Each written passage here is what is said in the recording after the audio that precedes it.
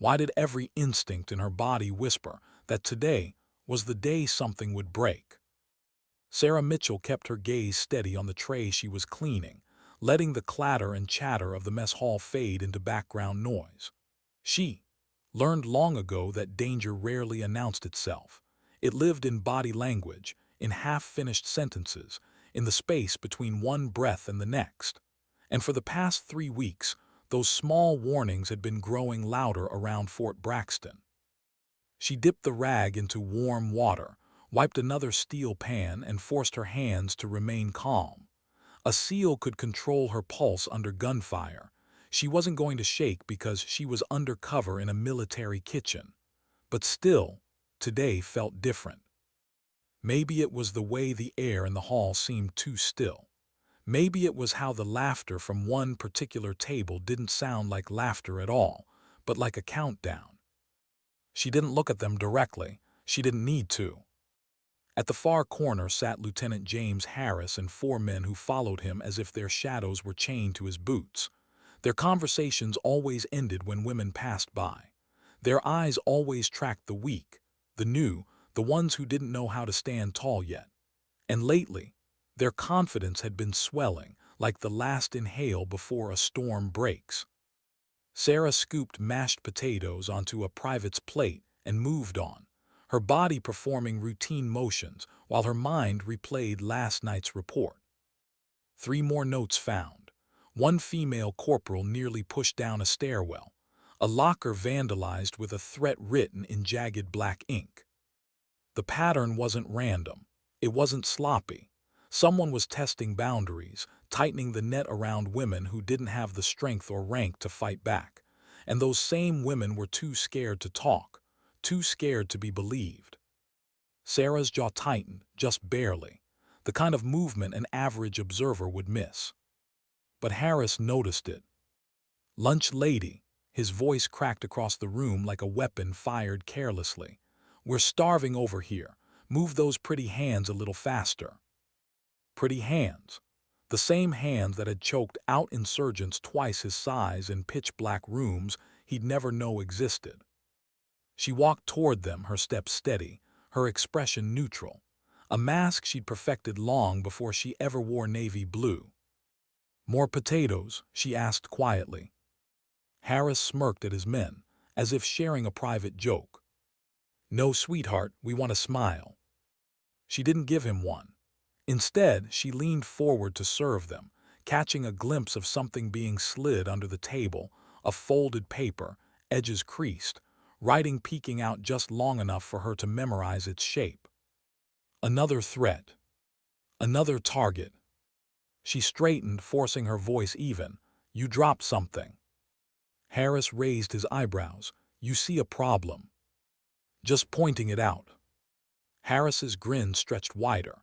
It was the smile of a man who believed the rules were made for everyone but him. When Sarah returned to the serving line, she didn't let herself look back, but she heard them, their muttered comments, their laughter, and under that attention, something coiled, something ready. What was coming? And why did she feel like the clock had already hit 0 without anyone else noticing? Later, alone in her tiny quarters near the kitchen, she removed her apron and let the silence settle. She sat on her bunk, opened her encrypted device, and began typing. Her fingers paused only once when she reached the final line. "They're escalating. Likely action within 48 hours. Risk level rising." Colonel Collins responded minutes later. "Maintain cover. Observe. Capture evidence. Do not reveal identity unless necessary." Sarah stared at the screen, her pulse a steady metronome. Necessary. What did that even mean anymore? The threats weren't empty. They weren't harmless. She'd seen enough male-dominated environments to know what violence looked like before it took shape. She locked the device, stood, and checked the sidearm she kept hidden behind a false panel in her cabinet. She didn't plan to use it, but planning didn't always control what happened. As she removed the ankle sheath from its pouch, she hesitated. Not because she doubted herself, not because she feared the men, But because she remembered the last time she'd gone undercover and had to break her cover too soon, the aftermath, the bruises, the headlines that never told the truth, and the single thought that haunted her: how many women didn't get a chance to fight back? She strapped the knife to her leg, not for them, for the ones who couldn't. When her alarm chimed at 4:30, she was already awake, already dressed, already waiting for the day to begin. But the unease from last night hadn't faded. Why did it feel like something was already in motion, something she couldn't see yet? By 500, the kitchen lights flickered on, humming with the same tired rhythm. She cleaned, rearranged utensils, checked supply crates, everything routine, everything normal. And yet nothing felt normal. When the door opened behind her, she didn't turn. She already knew the sound of Harris's boots, heavier than most, a lazy confidence in every step. But this morning, he wasn't alone. 3 others filed in with him, too early for inspection, too coordinated in their silence. "Morning, gentlemen," Sarah said without looking up. "Early start?" Harris asked, his voice almost cheerful. "Lots to prepare." But what she really meant was, "Why are you here?" They spread out casually, thoughtlessly, or so it would seem to anyone else. To Sarah it was unmistakable. They were cutting off the exits, slowly, deliberately, like wolves testing the wind. Something was happening today. Something they'd been planning. And she wasn't the target. Not yet. But someone was. When the door swung open again, she heard the small gasp before she turned. Private Jesse Chen had stepped inside, young, soft-spoken, still new enough to think reported harassment would be handled the way the pamphlets promised. Her eyes widened at the sight of the 4 men, then at Sarah. "Private," Harris said warmly, too warmly. "Just the person we wanted to see." Sarah felt her throat tighten. "No. Not like this." Chen's voice trembled. "Sir, I just came for coffee before PT." "Coffee can wait," Harris replied. "We need to discuss your complaint." Sarah's mind raced, not out of panic but calculation. 4 men, 1 door blocked, 1 frightened private, and Harris's right hand kept brushing his pocket. Weapon. Time slowed, as it always did before violence. "Lieutenant," Sarah said evenly, placing a pot into the sink, "I should finish these dishes." It wasn't a request, it was a warning, a way out for Chen. Harris turned fully then, mask slipping. "Stay out of this." "I think it's exactly my business." And for the first time, Harris looked at her as if something didn't fit, as if she didn't react like a kitchen worker should. But he didn't understand the danger of misreading her. "Not yet." Chen took a slow step backward toward the pantry, toward escape. Willis blocked her path. "Nobody's going anywhere." Chen's breathing hitched. Sarah felt the moment shift, the invisible thread that snapped when a situation crossed from intimidation to violence. She saw it in Harris's eyes. He'd already decided how far he was willing to go. And Sarah knew then there was no more time to wait. No more observing. No more cover. Today was the day she'd been dreading.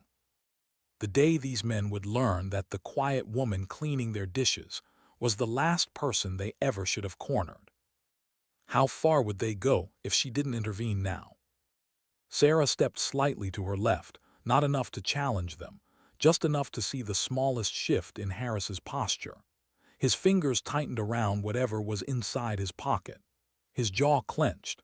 His pupils narrowed in a way she'd seen 100 times, in interrogations, in ambushes, in the seconds before men did something they could never take back.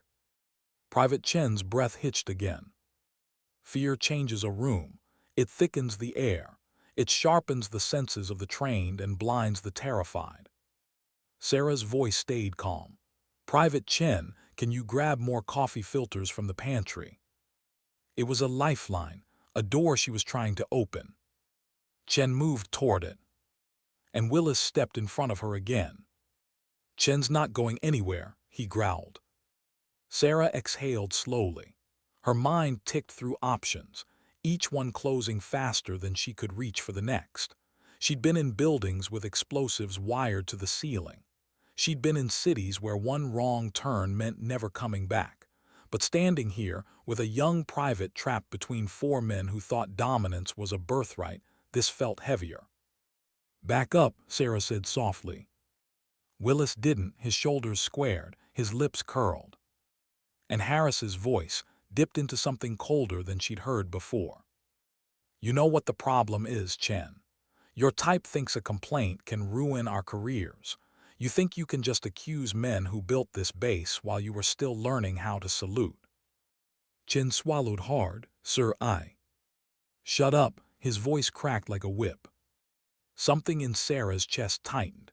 She'd heard that tone before, years ago. Another base. Another woman who didn't survive long enough to file her report. "Not again." "Lieutenant," Sarah said, stepping forward, "that's enough." Harris turned slowly, and for the first time she saw the truth in his eyes, not anger, not frustration. "Entitlement. You need to stay in your lane, lunch lady," he said. Sarah's pulse stayed steady. "This is my lane." "You really want to push this?" he asked. "Because you're one word away from losing whatever pathetic little job this is." He stepped closer, too close. "We'll destroy your life." There it was, the threat she'd heard whispered by women across dozens of bases. The one that wasn't loud, but always loud enough. The threat with 1,000 versions, but one meaning. "Stay quiet. Let us do what we want. Or pay." Sarah felt something inside her shift, a memory, sharp and sudden. A younger Sarah, still in training, listening to an instructor tell the men in her unit. "She won't last a week. She'll cry. She'll quit." But she didn't. She didn't cry. She didn't quit. She didn't break. And she wasn't breaking now. "Private Chen," Sarah said quietly, "step behind me." Harris let out a short laugh. "Or what?" Sarah didn't answer, not with words. She simply adjusted her stance, a shift so small an untrained observer might miss it, but the men noticed. Their eyes flickered. Their confidence faltered. "What are you doing?" Peterson asked. Sarah didn't blink. "My job." Harris smirked and pulled his hand out of his pocket. A switchblade snapped open. The sound was soft, but it was enough. Chen gasped. Willis swore. Peterson backed up half a step. Donovan froze. Sarah didn't move. "Time for a lesson," Harris said, voice trembling with adrenaline. Sarah inhaled once. And the world slowed. Harris lunged. His blade arced toward her ribs, messy and untrained, the strike of a man who'd never fought someone capable of fighting back. Sarah pivoted, redirected his wrist with her forearm, and let his momentum carry him past her. She grabbed the back of his collar and slammed his face into the steel counter. The crack of cartilage snapped through the room. The knife clattered to the floor. Silence swallowed the kitchen. Harris dropped to his knees, groaning, blood dripping from his nose. And then the panic hit the others. What the hell was that?" Donovan choked out. Sarah didn't answer. She didn't need to. Her posture had changed. Her breathing had changed. Her eyes had changed. Her cover was gone. She waited. But panic rarely thinks. Willis roared and charged her. Peterson followed. Two men, both bigger, both desperate. Sarah grabbed a serving tray, angled it like a shield, deflected Willis's punch, and struck him across the jaw with the edge. He spun, stumbling into a rack of pans. Peterson aimed for her midsection. She stepped aside, hooked her elbow into his ribs, and drove her palm into his sternum. The air exploded out of him in a choked gasp. He collapsed onto his knees. One left uninjured. Donovan. And he wasn't running. He grabbed Private Chen. His knife flashed. And suddenly the room wasn't a kitchen.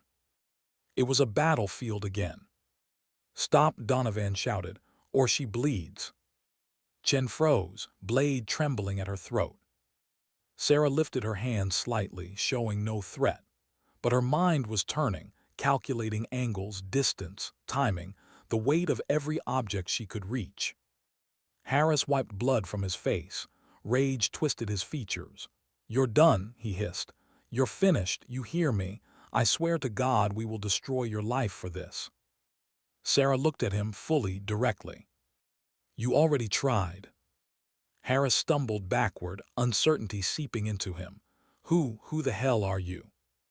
Sarah took a single step forward, calm, controlled, inevitable. "Lieutenant Commander Sarah Mitchell," she said quietly. "United States Navy, SEAL Team 6. The room froze. The disbelief was instant, automatic. "There's no such thing," Donovan whispered. Willis shook his head. "They don't let." "They do," Sarah said. "You just weren't meant to know." She reached for her collar, pulled out her dog tags, and let the metal catch the cold fluorescent light. Everything changed in that moment. The way they stared at her. The questions they didn't know how to ask. The fear they didn't want to acknowledge. She was no longer the quiet woman who served them potatoes. She was something they had never imagined they were standing across from. A trained operator. A survivor of 30 missions they'd never read about. A woman they thought they could break. "Private Chen," Sarah said calmly, "when I say now drop." Chen looked at her with wide, terrified eyes. "Trust me," Sarah whispered. A beat. Another. Then. Now. Chen ducked. Donovan's knife swung wide. Sarah grabbed the metal ladle from the counter, flicked her wrist, and sent it flying. It struck Donovan's wrist with a sickening crack. The knife dropped. Chen scrambled away. And just as the men realized what had happened, the mess hall doors burst open. MPs stormed in.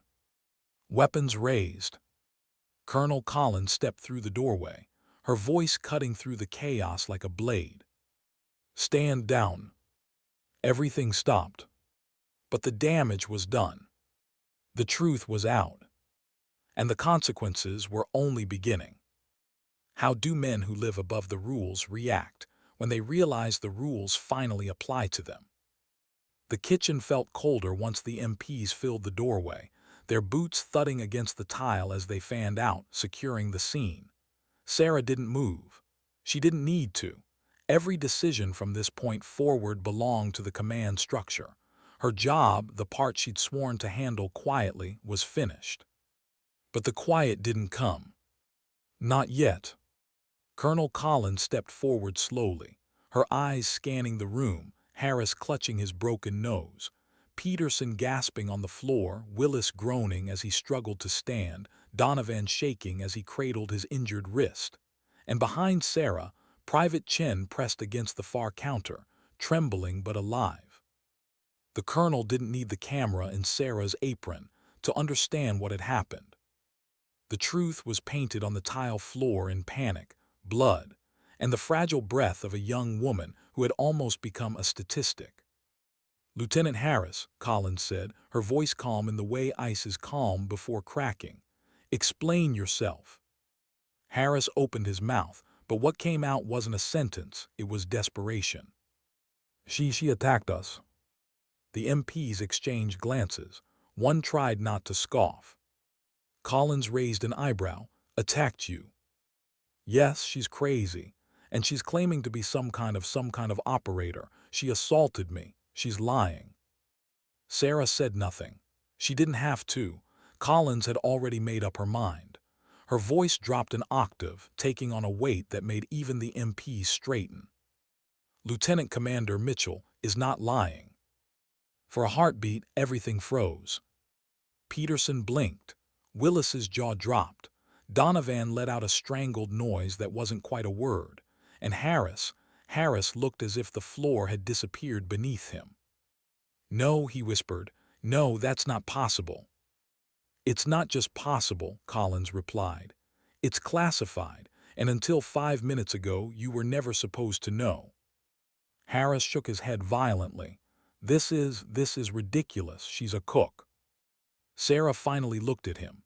Not with anger, not with satisfaction, but with the cold clarity of someone who had seen far darker men attempt far worse things.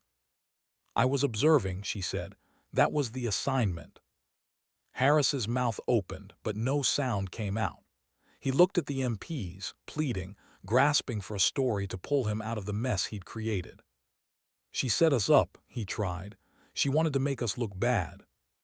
"You made yourselves look bad," Collins said sharply, "with weeks of recorded evidence." Sarah watched Harris's face lose its last fragments of color. He didn't know. None of them did. They hadn't realized the tiny black button on her apron wasn't decorative. It was a camera. A camera that had captured every insult, every threat, every attempt to corner, silence, intimidate, break. The MPs moved in, securing Harris's hands behind his back. His voice rose, frantic and cracking. "You can't do this. I outrank her. She's nothing but—" "Finish that sentence," Collins warned. "I dare you." Harris swallowed the final word. "For once." As he was escorted out, Peterson followed, then Willis, then Donovan, each wearing the same hollow expression of a man finally understanding the cost of his own actions. But Sarah didn't watch them go. Her eyes remained on Private Chen. Chen's shoulders were trembling. Her fists were clenched. Her eyes glistened with tears she wasn't ready to let fall. "You're safe," Sarah told her softly. But Chen didn't nod. She didn't speak. She just stared at Sarah, at the broken knife, at the door where the men disappeared. Chen's voice finally escaped, thin and fragile. They would've." "I know." "Why would they do that?" Chen asked, and her voice broke in the middle. Sarah breathed in slowly. She knew the answer. She'd seen it in war zones and barracks, in training fields and deployment tents. Power didn't change men, it revealed them. Some protected with it, some corrupted by it. But Chen wasn't asking for an analysis. She was asking for reassurance. She wasn't weak for being scared. So Sarah stepped closer, lowered her voice and said, "Because they thought no one would stop them." Chen blinked hard. A tear slipped down her cheek. "But you did," she whispered. Sarah looked away then, her throat tightening unexpectedly. She didn't like being seen as a hero. Heroes were statues, polished, distant, unbreakable. Sarah was none of those things. She was someone who survived hard things by refusing to be quiet, by refusing to let fear dictate her choices. But what she did today was what any soldier should do. Protect their own. Chen wiped her face quickly, embarrassed. "I'm sorry, I'm just shaken." "You're human," Sarah replied. "That's allowed." Collins approached then, softer than before. "Private Chen, let the medics check you. We'll talk later." Chen nodded, glanced at Sarah one more time, then followed an MP out of the kitchen. Silence draped the room again. But this time it wasn't dangerous. It was heavy. Collins crossed her arms. "Are you hurt?" "Not a scratch," Sarah said. "The only damage is to my cover." "That couldn't be helped." Sarah hesitated. "I acted before you arrived." "And you saved a soldier because of it." Collins's expression softened. "Don't question that decision." But Sarah did. Not because she doubted her choice, but because, deep down, she wished she had stepped in sooner, before Harris escalated, before the knife appeared, before a terrified private had to stare death in the face. Sarah kept her voice steady. "What now?" Collins exhaled. "Now we open the floodgates." "What do you mean?" "We've already received 3 more statements since the MPs arrived. Other bases Harris served on are sending reports too. This wasn't isolated." Sarah closed her eyes for a moment. Patterns, always patterns, and the same men relied on the same silence. "How bad?" she asked. "Bad," Collins said quietly. "But with your footage, with the confessions we expect to follow, the The dam breaks today. Sarah leaned a hand on the counter. Her muscles were steady. Her breath was controlled. But inside, something tightened, a knot she hadn't known she carried, unraveling after weeks of watching young women shrink into themselves. Collins placed a hand on her shoulder. "You did good, Mitchell." Sarah didn't answer at first. Compliments felt strange, heavy, undeserved. She thought about Chen, about the fear in her voice, about the dozens of women who had walked into her serving line trying to hide bruised confidence. Finally, she said, "One day I'd like to work myself out of a job." Collins smiled faintly. "One day, but today, you did exactly what was needed." Sarah nodded, though the weight of the moment lingered. There was something bittersweet in victories like this.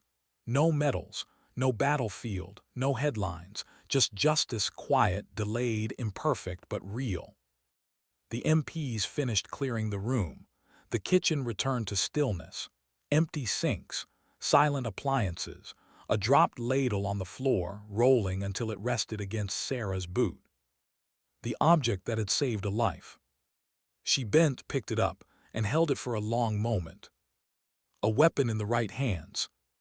A memory in the wrong ones. She placed it carefully on the counter. "Colonel," she said, "I want to speak to the women who filed reports." "You will," Collins replied. "But first you're coming with me. You need to get debriefed, checked, and cleared." Sarah nodded, but her eyes drifted back to the doorway where Private Chen had disappeared. The girl had walked in for coffee and almost lost everything. Not today. Not on Sarah's watch. As Sarah followed Collins out of the mess hall, she didn't look back. But she felt it. The shift. The air in the building different now, no longer thick with the unspoken rule of silence. Today, the silence had been broken. And tomorrow, the real work would begin. Why did the hallway feel louder than the fight itself? Sarah walked beside Colonel Collins, each step echoing in the sterile corridor. She had walked these halls for weeks, head down, apron tied, pretending invisibility, and yet now every footstep felt like it belonged to someone else entirely. The cover was gone. The silence was gone. The truth was bleeding into every corner of Fort Braxton, and she could feel the shift behind each doorway as the news spread like wind through dry grass. Some soldiers stared as she passed. Others looked away quickly, ashamed that they hadn't seen what had been building under their noses. A few nodded with quiet gratitude, not because they knew exactly what had happened, but because they recognized a change in the air. Something had broken today. Something that needed breaking.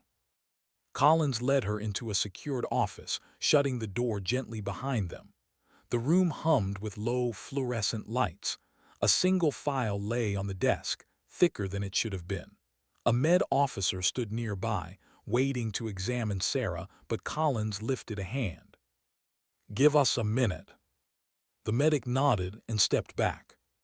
Sarah lowered herself into the chair, though her posture remained straight, her senses still tuned. Her adrenaline had settled, but the echo of combat lingered in her muscles, the kind of residual tension that never fully faded after years of being ready for danger before danger had a name. Collins sat across from her. "Before we start the formal debrief, I need to ask something." Sarah held her gaze. "Go ahead." "Are you okay?" It wasn't an operational question. It wasn't protocol. It was something human. Sarah wasn't used to it. She inhaled slowly. "I'm fine. This wasn't the worst situation I've handled." "That's not what I asked." Sarah looked down at her hands, steady, unshaking, strong. But under the surface something stirred, not fear, not regret, something quieter but heavier. Anger.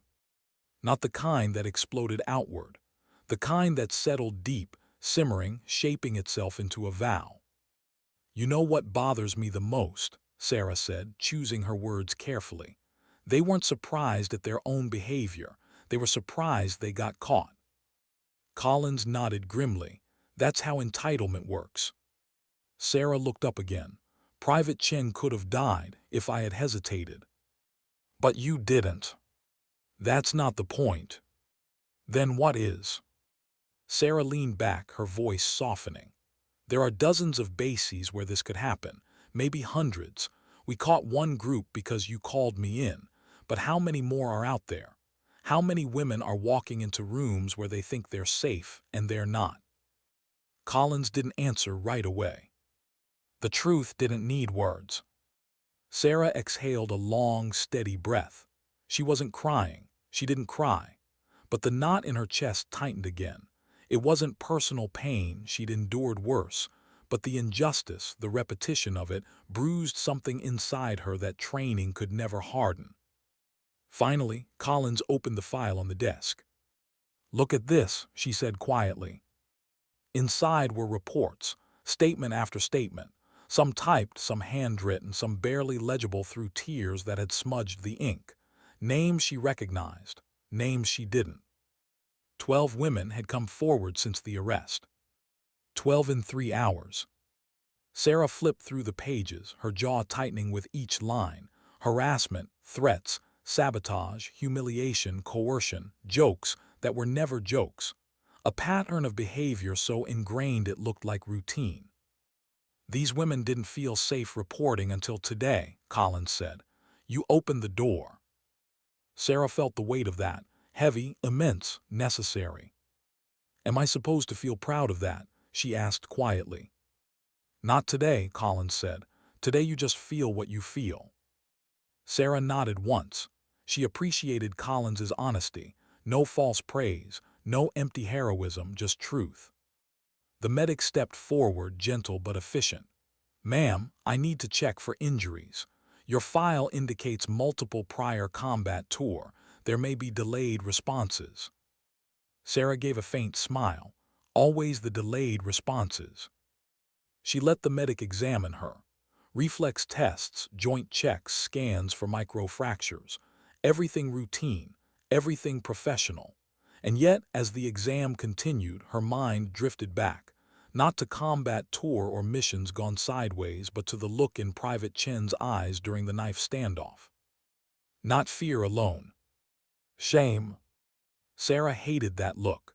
She'd seen it before in different women, different ranks, different worlds. Shame that didn't belong to them, yet somehow lived on their shoulders. The medic stepped back. "She's clear." Collins exhaled. "Good, because there's one more thing." A knock came at the door before she could continue. "Enter," Collins called. The door opened, and Private Chen stepped inside. Her posture was straighter than before, her breath steadier, but her eyes held the weight of someone who had crossed a threshold she could never return from. "Private," Collins said softly, "you don't have to be here yet." "I know," Chen replied. "I wanted to be." Chen turned to Sarah. For a moment, neither spoke. Then Chen whispered, "Thank you for not being scared of them." Sarah shook her head. "I wasn't fearless, Chen. I was prepared." "But what if you hadn't been there?" Sarah's throat tightened. She didn't answer. She couldn't, not without acknowledging the truth neither of them wanted to touch. Without intervention, this story might have ended on a very different floor, under very different lights. Chen stepped closer. "I want to join Special Forces." Collins blinked. "That's a significant decision." "I know," Chen said, "but today I realized something. I don't want to just survive. I want to be someone who can stand up, someone who, stops things before they happen." Her eyes drifted to Sarah again. "I want to be like you." The words hit Sarah harder than any punch she'd taken that morning. She felt her breath catch, not from pride, not from vanity, but from something much more fragile. Responsibility. "Chen," Sarah said softly, "you don't have to become a SEAL to be strong. You don't need a badge or a title. You stood up today. That matters." Chen shook her head. "I didn't stand up, I froze." "You survived," Sarah corrected gently. "Survival is not weakness, it's instinct, and instinct can be trained." Chen swallowed, nodding slowly. But Sarah wasn't finished. "You know what strength is?" she asked. It's choosing to walk back into the room where you were almost broken. You did that just now. Chen closed her eyes for a moment, letting the words settle. I still want to try, she whispered. Sarah felt a slow warmth spread through her chest. Not joy, something steadier, hope maybe, a seed planted in the dark. Collins stepped forward, her tone shifting into command. Then I'll make sure the right door's open for you, Private. Chen smiled, small, fragile, but real. Thank you, ma'am. She turned to leave, but at the doorway, she paused and looked back at Sarah. I owe you my life. Sarah shook her head again. No, you owe it to yourself to live it well. Chen's eyes softened, then she left the room. Silence settled again, gentler this time. Collins closed the file. Mitchell, this is bigger than Harris, bigger than this base. I know. And I need your help. Sarah didn't ask with what. She already knew. Investigations would spread, patterns would emerge, resistance would follow, change would be slow, ugly, hard-fought, but necessary. Collins leaned forward. We're forming a task group. Training, prevention, rapid response support for bases dealing with internal threats. You'd be perfect for it. Sarah looked down at her hands again. Hands that could choke a man unconscious. Hands that could steady a young soldier shaking from near trauma. Hands that cleaned trays to uncover truth no one else would see. Was she ready for another mission? Or was she tired of fighting shadows that hid inside their own walls? Tell me your hesitation, Collins said quietly. Sarah closed her eyes for 1 second. I'm tired of seeing the worst in people, she admitted, but I'm more tired of seeing good people hurt by it. Collins nodded once. That's exactly why I'm asking you. Sarah inhaled slowly, then lifted her gaze, steady, clear, unbroken. I'll do it. Collins smiled. For the first time in weeks, Sarah felt something loosen inside her. Not relief. Purpose. A purpose she didn't choose lightly. Collins stood. Then let's finish your debrief. We start tomorrow. Sarah rose to her feet. Tomorrow. Another battle. Another fight worth fighting. Not on foreign soil. Not with rifles or night vision. But in rooms just like this, where silence could suffocate and truth needed someone brave enough to drag it into the light. Why did the base feel different when she walked through it the next morning? Sarah stepped outside while the sky was still bruised with early dawn. A pale streak of silver light brushed across the horizon, painting the world in a quiet, almost fragile calm. She breathed it in, slow and steady, letting the cold air sharpen her senses. She'd always preferred mornings like this, when the world hadn't quite decided what it would become yet. A chance to reset, a chance to choose. But today held a weight that wasn't there yesterday. Fort Braxton was awake earlier than usual. She could feel it in the way the gravel shifted under boots, hear it in the murmur of soldiers speaking in hushed tones, see it in the guarded expressions that flickered when they recognized her. Some nodded with respect. Some looked away with guilt. Others stared as if seeing her for the first time. A ghost they'd walked past for weeks. A soldier they hadn't recognized. A truth they couldn't ignore now. She kept walking. The mess hall came into view, quiet, still, almost peaceful. But the memories clung to the walls. Harris lunging with the blade, Chen's trembling breath, the metallic clang of the ladle striking Donovan's wrist. Her footsteps slowed. Why did she hesitate now? She walked into firefights, infiltrated hostile compounds, survived nights where escape was nothing more than a rumor. But standing outside this simple mess hall door, she felt something she rarely allowed herself to feel. Not fear. Sadness. The kind that bruised silently. The kind that came from knowing harm had been done in a place meant to nourish, not break. She inhaled deeply and stepped inside. The lights flickered on, humming. Rows of empty tables stretched out before her. The air smelled faintly of detergent and metal. The kitchen window was still dark, awaiting the breakfast crew. It looked ordinary. It didn't feel ordinary. She approached the counter where she had once stood each morning, blending into the background, listening, watching, gathering evidence in silence. She placed her hand on the stainless steel and let her eyes close. It was strange. For weeks, this place had been her battlefield. Now it was her reminder. Collins's voice cut softly through the stillness behind her. Thought I'd find you here. Sarah didn't move her hand. Habit. Collins stepped beside her. That's not habit, that's processing. Sarah opened her eyes, letting the stainless steel reflect her own face back at her. Calm, steady, but older somehow. Is Chen okay? She asked. She's better, Collins replied, shaken but strong. The psychologist cleared her for active duty. She's determined more than before. Sarah nodded, though a part of her still replayed the moment Chen froze under Donovan's knife, the raw terror in her eyes. She wants to sign up for Special Forces, Collins added, watching her reaction. I know, Sarah said. And you think she should. Sarah's jaw tightened just a fraction. I think she should make that choice for the right reasons. And what do you think her reasons are? Sarah didn't answer at first. She stepped away from the counter, walking slowly between the tables. Each step brought back another memory, of watching women slip notes under trays, of hearing whispered fears when they thought no one was listening.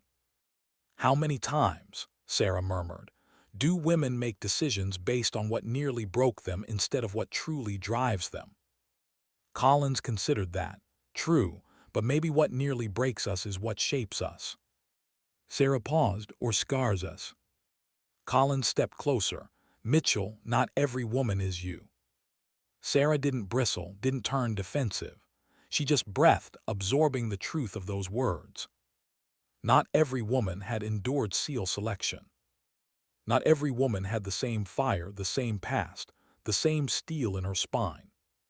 But every woman had something. And Chen, in her own way, was proving she had more than most. Before Sarah could respond, the door opened softly. Private Chen stepped inside. She wasn't trembling this time.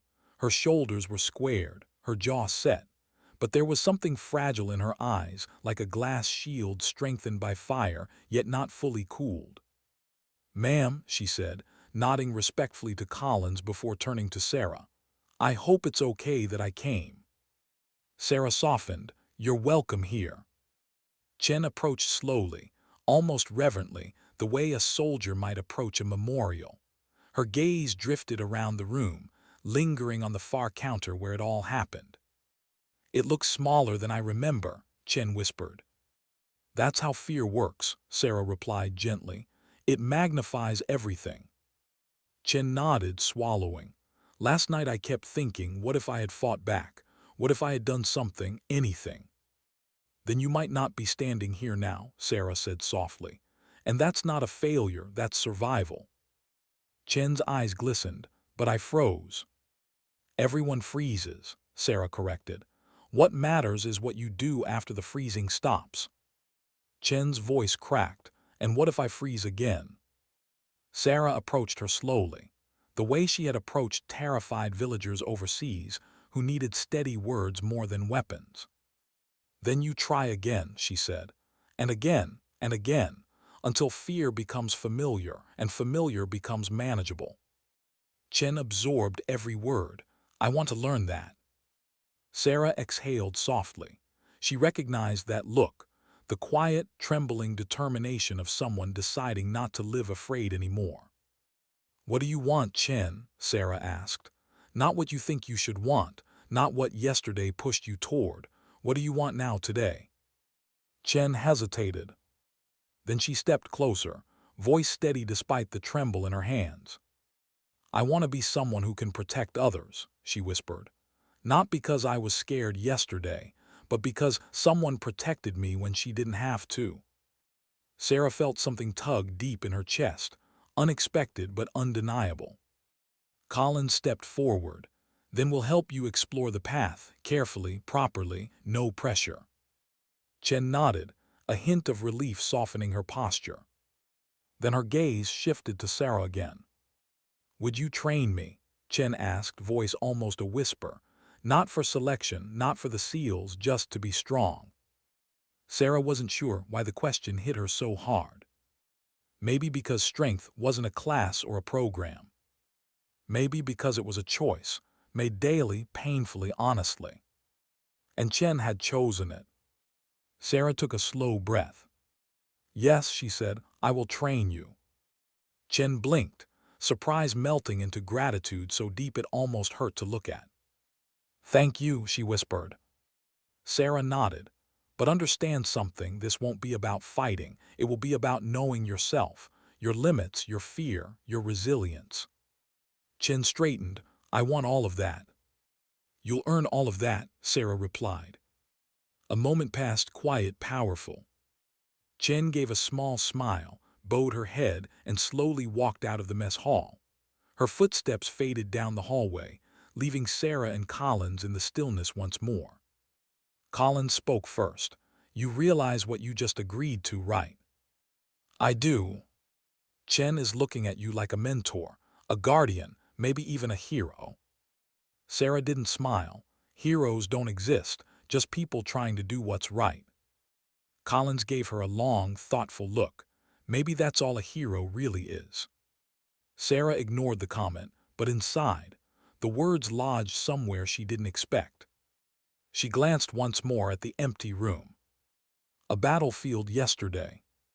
A classroom tomorrow. A promise today. And she knew then, whatever this new assignment would demand, training, prevention, intervention, it wasn't about the title she carried. It was about the people she'd sworn, long ago, to protect. With or without a uniform. With or without recognition. With or without permission. Sometimes strength didn't roar. Sometimes it whispered. I'll be better tomorrow, she murmured to herself. And for the first time in a long time, she believed it. How do you rebuild a place that had been broken long before the breaking finally showed? Sarah stepped out onto the training field 3 days later, the early sun spilling over the grass like gold dust. Soldiers jogged past in formation, cadences echoing across the base. A vibration of energy pulsed through Fort Braxton, strange, new, cautious. Change always started this way. As a tension, a question, a shift felt more than seen. She rolled her shoulders, stretching the stiffness from her muscles. Another sleepless night, another round of reports to review, another set of interviews with women who had finally found their voices. Some stories made her chest tighten, others made her jaw clench. And woven through all of them was the same truth. Silence had protected the wrong people for far too long. Now silence was finally bending. Footsteps approached from behind, light, hesitant but steady. You ready, ma'am? Private Chen stood with PT gear on, hair tied back, determination in her eyes.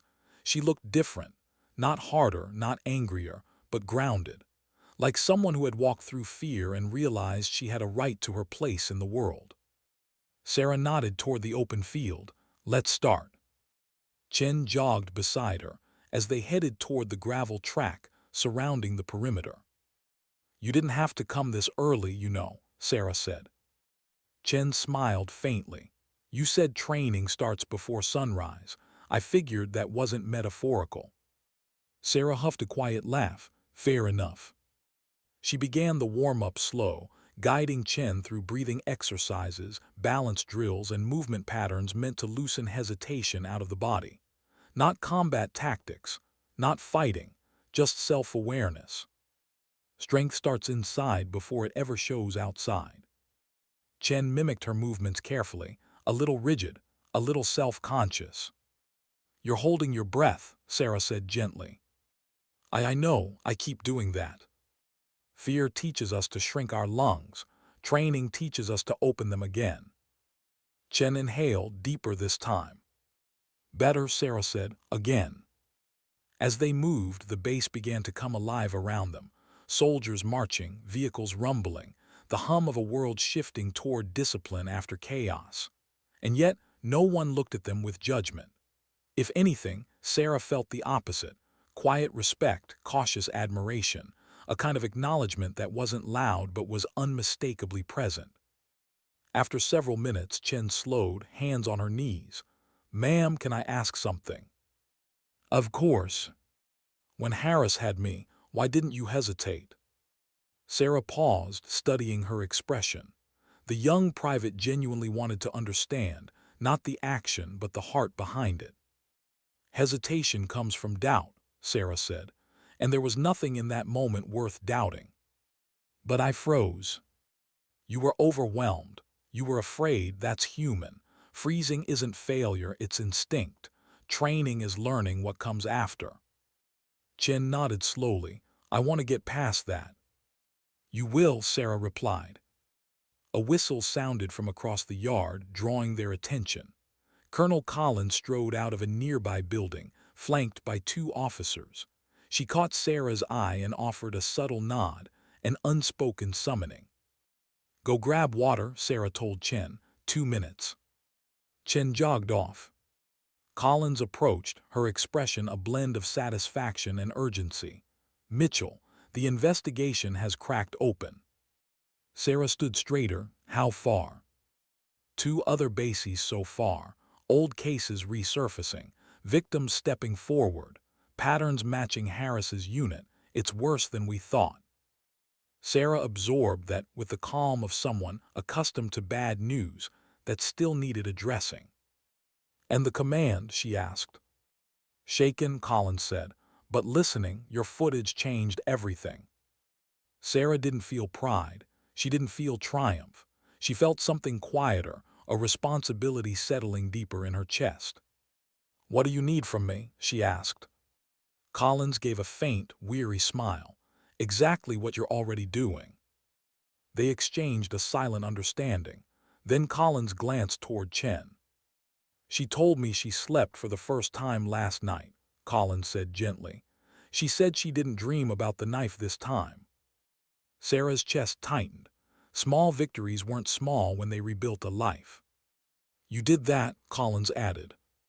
"No," Sarah replied softly. "She did that."